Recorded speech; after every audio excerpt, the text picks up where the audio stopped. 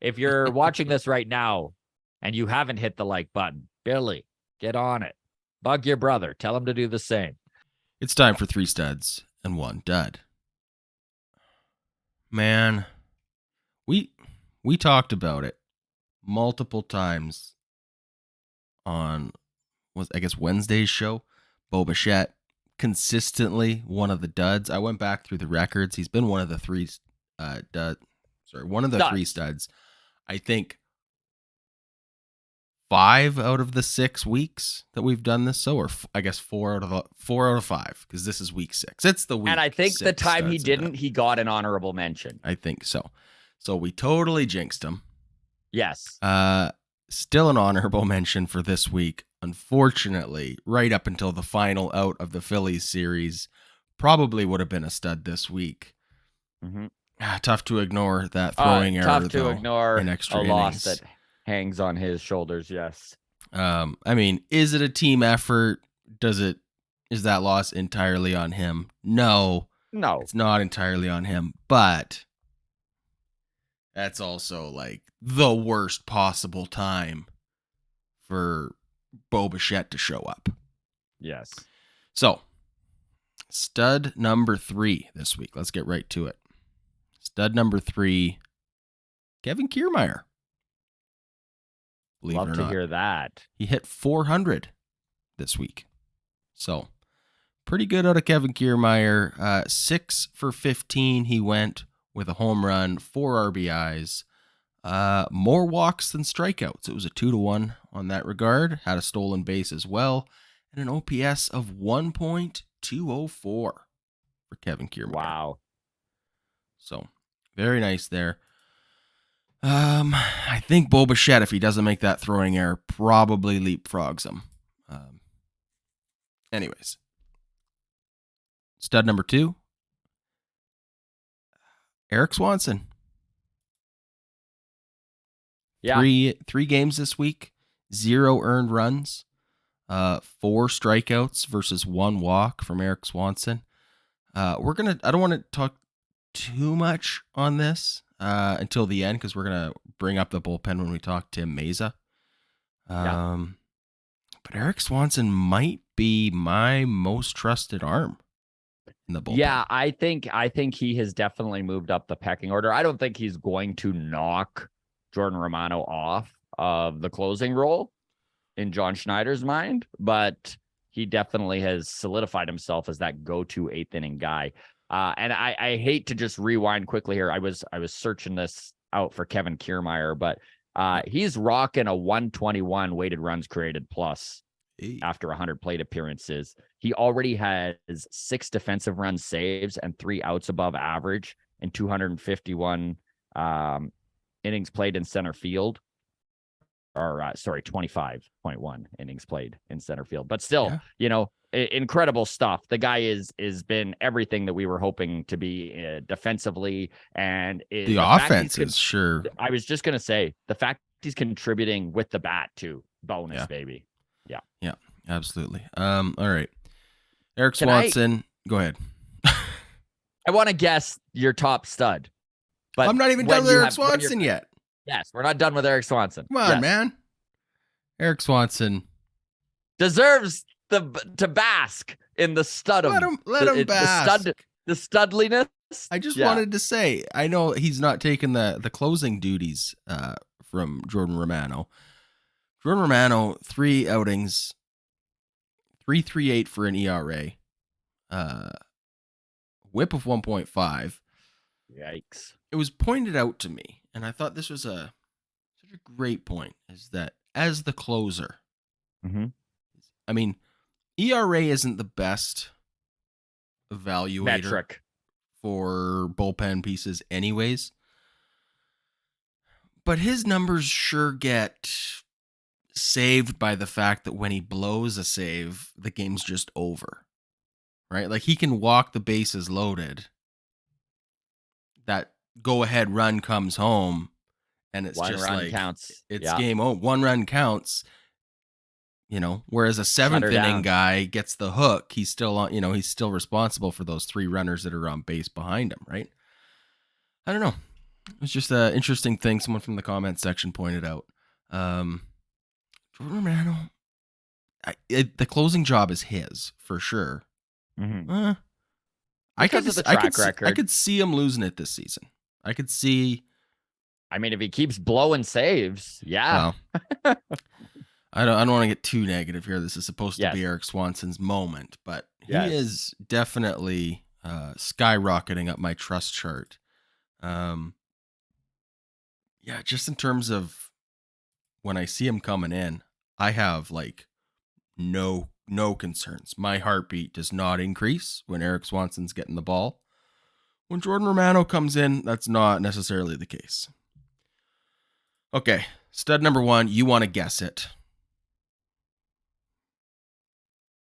Has he been a dud in the past? Has been a dud in the past. Does he create a lot of panic amongst the fan base in his slow start to begin the season? Yes, he does. Is it Brandon Belt? It's Brandon Belt, your number 1. He did it. Stud of the week. Man, what a little week he put together.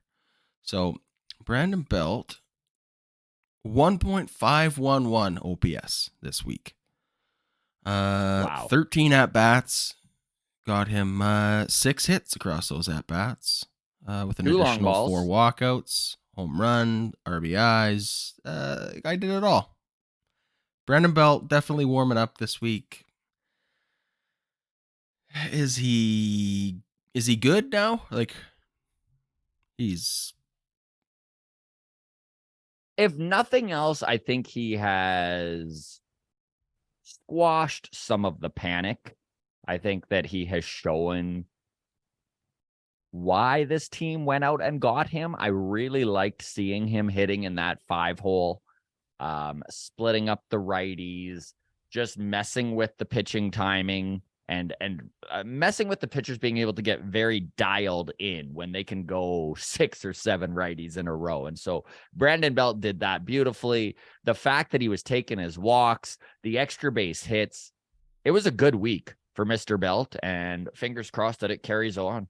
But good to see him at the top of that stud list and kind of cancel out that dud from earlier in the month.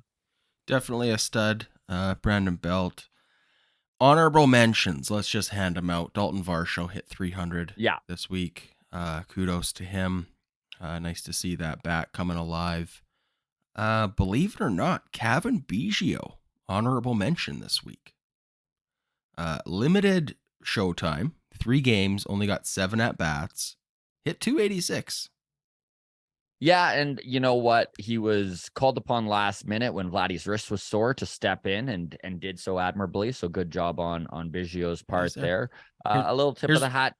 Here's what I don't like about Cavan Biggio. 3 strikeouts, 0 walks. Yeah. That's not what we need. That's not the Biggio we want or need. Yes. No. So, okay, time for the duds.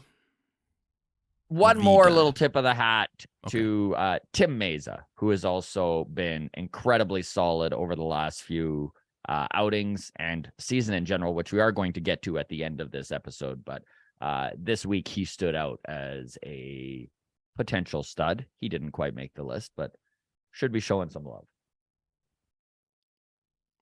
Get your own segment then, Scott. Scott's Studs. We'll call it that. There fair. You go. That's fair.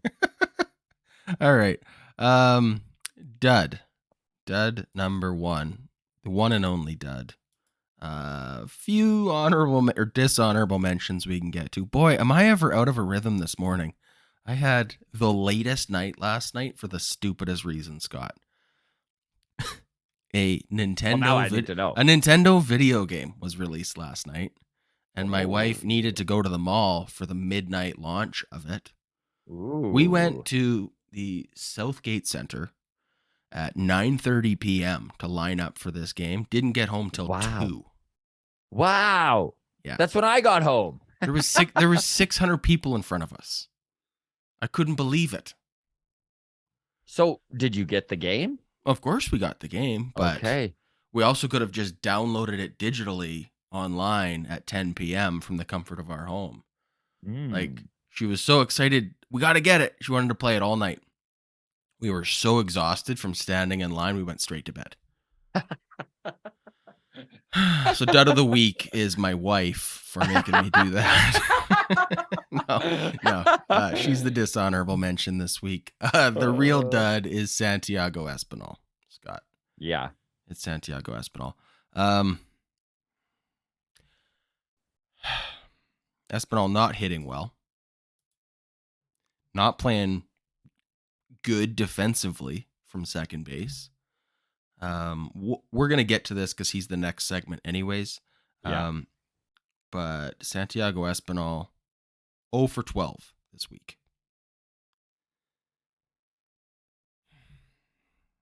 I don't know, man. That one of those games we lost to the Phillies where it was like hit into center field, Kiermaier fields it, throws it into second, and the guy's scoring from third, and then I know the throw wouldn't have made it anyways, but like throws it,